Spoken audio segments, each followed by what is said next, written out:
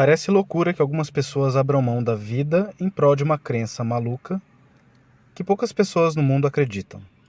Mas a verdade é que o ser humano não é um animal tão racional assim. Outras coisas entram no jogo: a identidade de grupo, o sentido renovado da vida ou simplesmente a fé. O caso ao qual iremos conversar hoje terminou terrivelmente mal. Vamos falar de um grupo de pessoas que aceleraram o único mal irremediável quando um cometa passou próximo da Terra em 1997.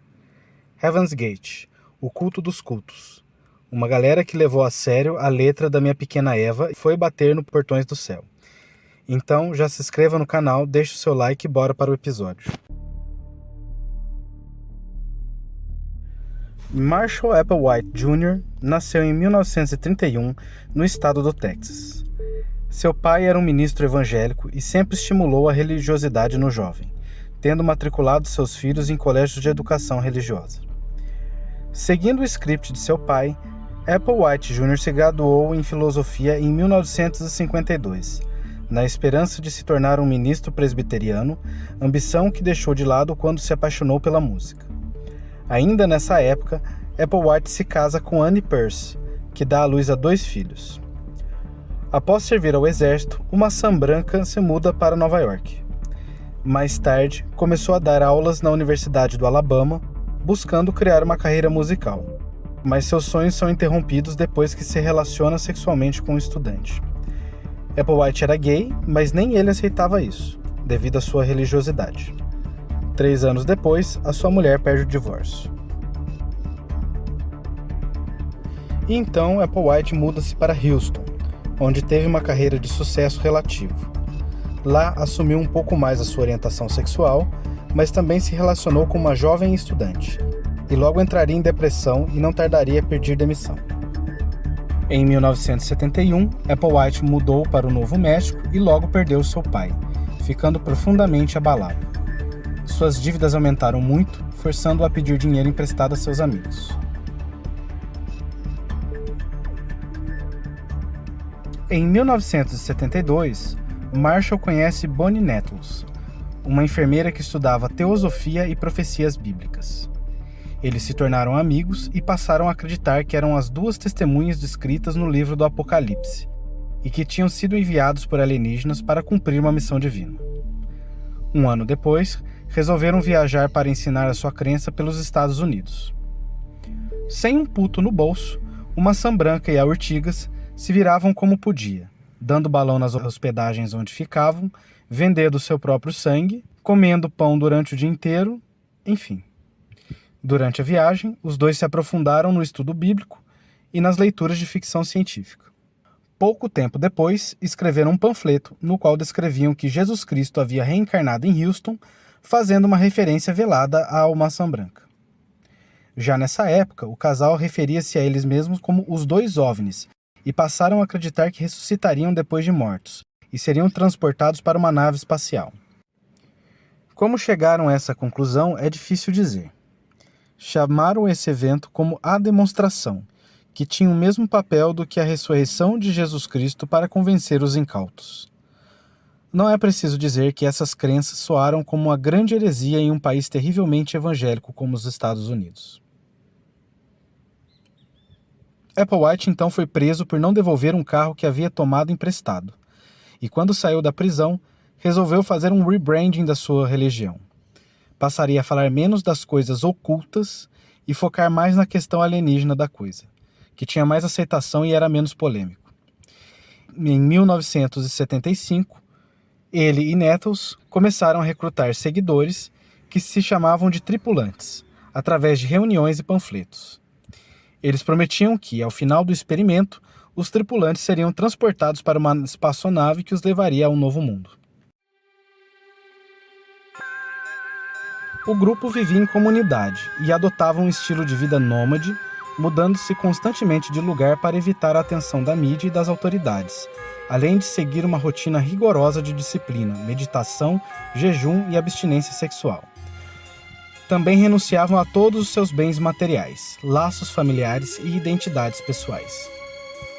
Então, os 2 conseguiram juntar uma galera aí para formar uma sociedade alternativa e resolveram acampar. Assim, a qualidade de vida deles melhorou um pouco, o que teve impacto também na retenção de seus membros.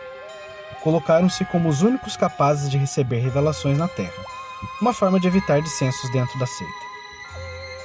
Além disso, a Ortigas era taxativa em desencorajar relacionamentos, de amizade que seja, como uma forma de manter o controle do grupo e evitar a insubordinação, além de isolá-los do mundo exterior, um passo imprescindível para a consolidação de uma seita.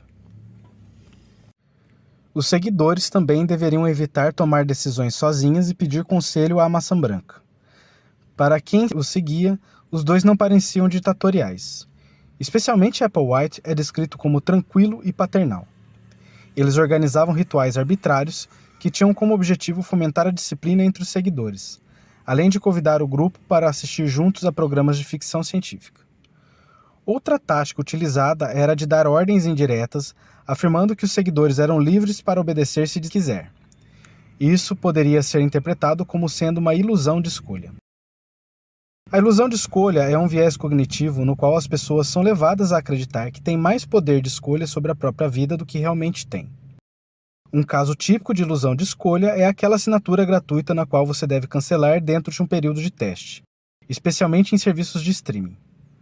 Quantas vezes você não se viu assinando por diversos meses e parou para se perguntar quando foi que resolveu fazer a assinatura? Pois bem, a ilusão de escolha também é usada para impedir que as pessoas desafiem o status quo. Se a pessoa acredita que tem escolhas as quais o próprio sistema dita quais são, excluindo as que não são interessantes, é menos provável que essas pessoas questionem o sistema que lhe dá essas escolhas, criando uma falsa sensação de liberdade e democracia, que acaba beneficiando a classe dominante às custas da classe trabalhadora. Assim como o capitalismo utiliza a ilusão de escolha para evitar que façamos uma revolução no mundo, as seitas também fazem isso para evitar que seus seguidores se debelem. O capitalismo é uma seita que deu certo. Em 1985, Nettles morreu de câncer, o que abalou a fé de alguns dos membros do grupo que esperavam que ela ressuscitasse uma nave espacial. O grupo experimentou uma terrível crise e entrou em dissonância cognitiva. Applewhite, no entanto, manteve o grupo unido, dizendo que Nettles havia ascendido ao próximo nível e que ele era a única conexão que restava com ela. A crença precisou mudar. Não mais o corpo seria levado para o próximo nível, mas ele teria que ser descartado, tornando-se uma crença mais espiritual. Deprimido, Maçã Branca teve o apoio do grupo para superar sua perda. Ele resolveu fazer uma cerimônia para casar com todos e ao mesmo tempo. Ainda nessa época, Maçã Branca passou a dizer que Ortigas desencarnou porque era mais evoluída que ele e passou a chamá-la de pai, no masculino mesmo. A partir daí, ele passou a criar uma enorme hierarquia dentro de seu culto, no qual ele estava no topo. Não demoraria muito, ele se identificaria como o próprio Deus. Ele e outros 6 membros do sexo masculino se submeteram a um processo de castração voluntária para eliminar qualquer vestígio de desejo sexual. Em 1996, o grupo começou a usar a internet para divulgar suas crenças e recrutar novos membros. Eles criaram um site chamado Heaven's Gate, onde publicavam textos, vídeos e mensagens de áudio sobre sua doutrina. Eles também ofereciam serviços de design de sites para outras organizações, usando o nome de Higher Source. Em 1997, o grupo ficou fascinado com a aparição do cometa Halley-Bopp, que eles acreditam ser o sinal de que a nave espacial que os levaria para o próximo nível estaria se aproximando da Terra. Eles alugaram uma mansão em Rancho Santa Fé, na Califórnia, onde se preparavam para o que chamavam de graduação. Lá gravaram vídeos de despedida, onde expressavam sua alegria e entusiasmo pela partida, e compraram 39 conjuntos de roupas iguais, que consistiam em ternos pretos, camisas brancas, gravatas pretas e tênis Nike.